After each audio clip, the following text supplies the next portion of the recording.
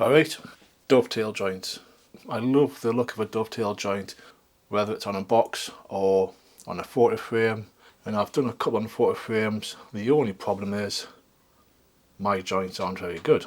Take for example these little clips of a project I did recently, which was a personal project, so I'd never filmed it, but the joints are absolutely horrendous. So today I'm going to try to improve the joints, and I thought might as well take you all along for the ride. Probably it's going to be a bumpy ride. It's going to be a bumpy ride. So let's get on with it. So these are the tools that I expect to need. There may be some additions later on. First of all, mechanical pencil, then a normal pica pencil, a small ruler, a marking knife, a dovetail saw, a Jonathan Katz-Moses dovetail guide, a marking gauge, and a dovetail saddle. Oh, and let's not forget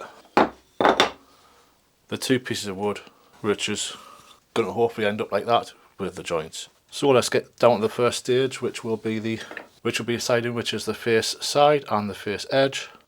When it comes to doing this practice joint, we could be honest and say that it doesn't really matter which are the face and which are the side edges. I just thought it would be another good idea to practice doing them. I could have also watched a few videos beforehand to remember what the different stages were and how to execute them, but I thought that I'd try to remember how to do it off the top of my head.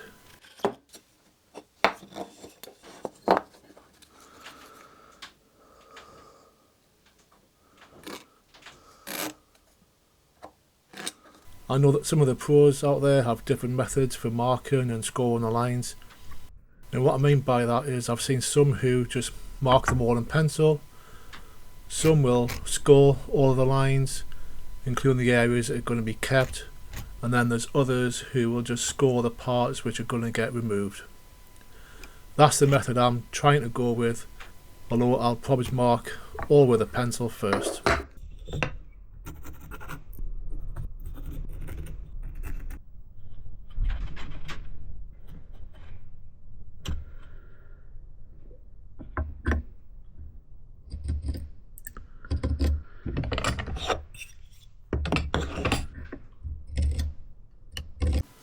And here I am starting to use the Katz-Moses jig. As you can see, I've clamped it to the wood just because I was worried in case it slipped and ruined the cut, which would be just my luck that it would do that.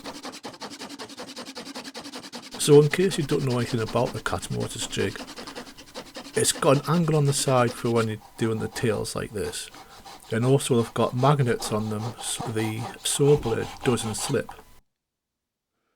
And when you're doing the ends, well, the side bit there is straight for the straight cut. And I honestly think without that, I wouldn't have been able to do the dovetails as well as what I have done.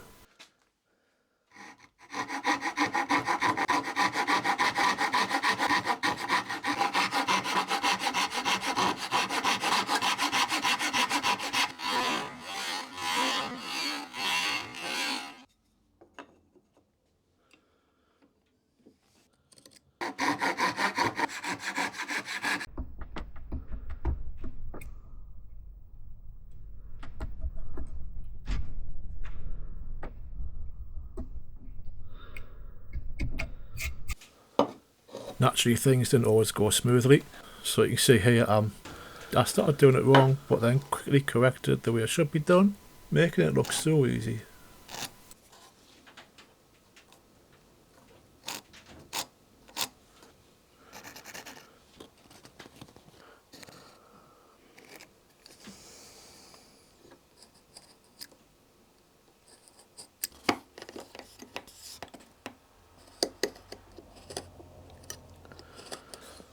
I've also got to say that this dovetail saddle was really nice and easy to use, especially when you've got one side of it which is really long and you can put against the surface and it holds down quite nicely.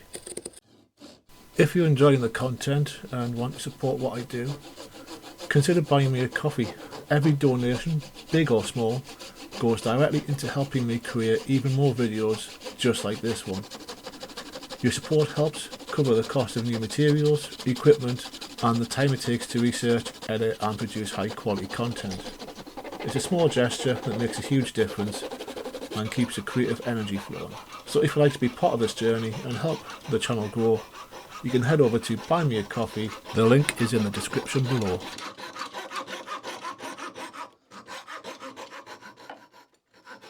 Are there any other joints that you think I should practice? If there are any, let me know which ones in the comments below.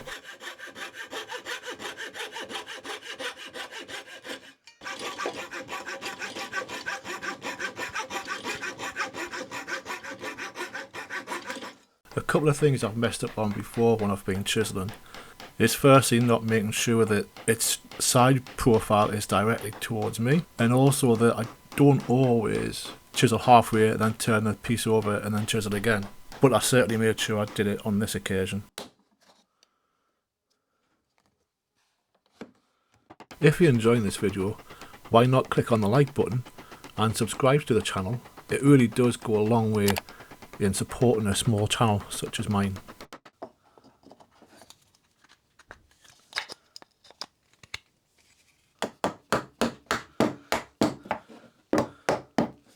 Have I improved my dovetails after just one attempt?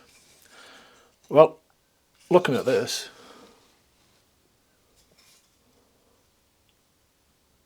I would say yes.